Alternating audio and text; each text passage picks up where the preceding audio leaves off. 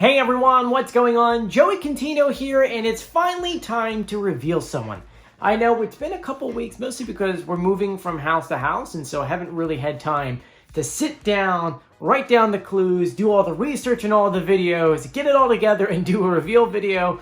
But today we're doing just that. Actually, I told you on Wednesday, if anyone could, whoever's left over, if someone could put the clues together, figure out who it is, and do all the other stuff, I would record the video. And so Jennifer Smith actually reached out and said, Joey, I will take the time this week and do it for you. And so this is her reveal, which I guess in a way is our reveal.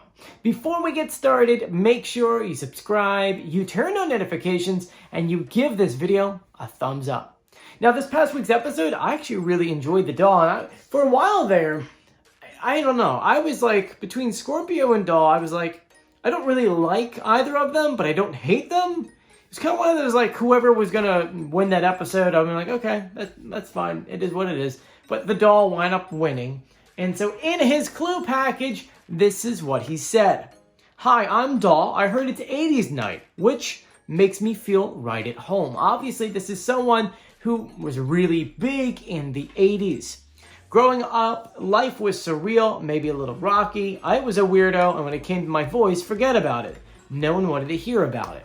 So that could mean two different things. It could mean that he had a certain kind of singing voice that maybe he wasn't good for in choirs, or maybe didn't know his place, or it could mean that he had crazy ideas that no one wanted to listen to.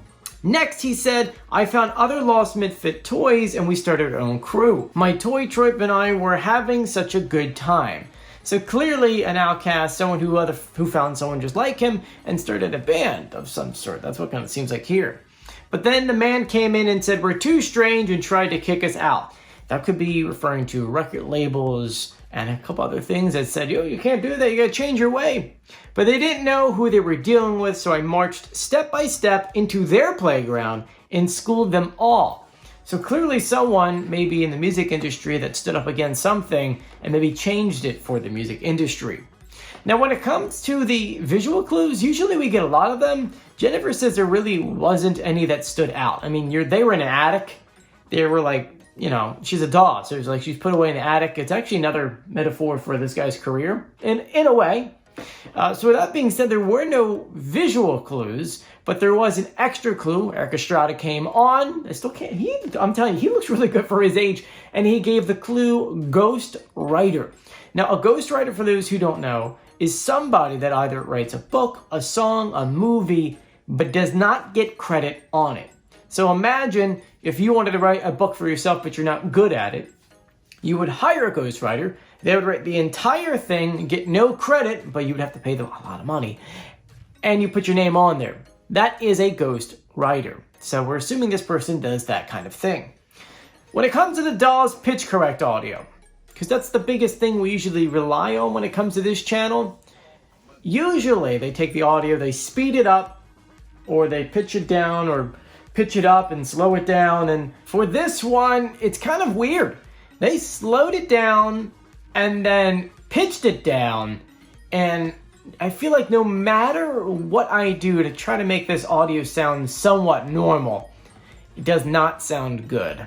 And so I'm going to play the pitch correct audio for you, but take it with a grain of salt, because to me, it does not sound like who I think it's supposed to sound like. So Jennifer, hopefully you're right. Anyway, I'm going to play the original audio they gave us, the full clue package audio. Then I'm going to play my full pitch correct audio. The reason why I'm doing that is because at certain points of his pitch correct audio, you can kind of pick out like a normal voice. But in other parts, you look at it and you're like, oh, you hear it and you're like, oh, I don't think that's right. I think that's wrong.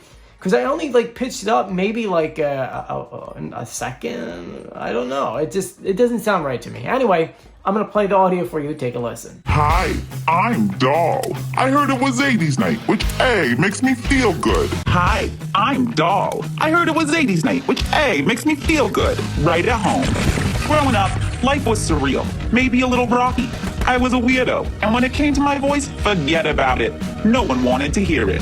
I found other lost Misfit dolls, and we started our own crew. My toy troop and I were having such a good time, but the man came in and said we was too strange and tried to knock us out. but they didn't know who they was dealing with. So I marched step by step into their playground and schooled them all. So this one's for all you unforgettable, freaky-deaky dolls who've ever been told you were expendable. Expendables. I'm getting Dolph Lundgren. Would you love me? I'd love me. So does anyone have any clue on who that could be? Because from the pitch correct audio, not so much. The clues definitely help, but pitch correct audio, not so much. I'm going to tell you. According to Jennifer and a couple other people, including James too. It's a big game, James.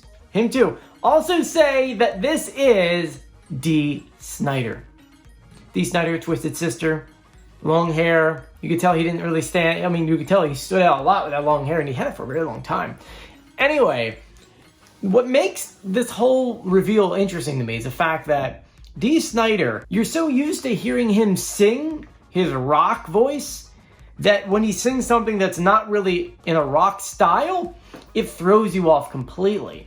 And this guy has not really done many songs outside of rock, and the ones that he has done, they were always recorded and then obviously pitch corrected and then made it sound perfect. So the audio that we do have of him singing anything normal outside of rock doesn't sound too much like him in a way. I'm going to go ahead and play a little bit of the doll singing and a little bit of him singing Mac the Knife, and you'll hear what I'm saying. Like, you can, at some points, once again, you can kind of hear it, but also not at the same time. Take a listen. I'll be alone, dancing, you know it, baby.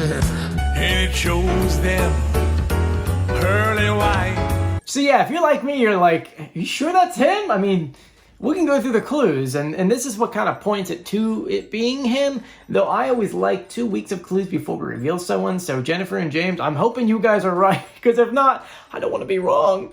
So when it comes to answering the clues, he said, I heard it was 80s night, which makes me feel so right at home. So Dee Snider joined Twisted Sister, I want to say in 1976. Even though he joined the band there, it took them, I think, 2 albums until they finally got recognized by the music industry and became really big. I think it was like maybe 1982. So the 80s is when these guys, Twisted Sister, like blew up overnight. So 80s feeling like home, it works out. He then said he was a weirdo growing up, which matches up to an interview he did where he was talking about his childhood, where he actually butt heads with his dad a lot. His room was always messy. He listened to crazy music. He had long hair. So back then, I would say in the 70s, actually I would say late 60s, early 70s, having long hair was totally against the grain. Totally considered a weirdo, especially in high school.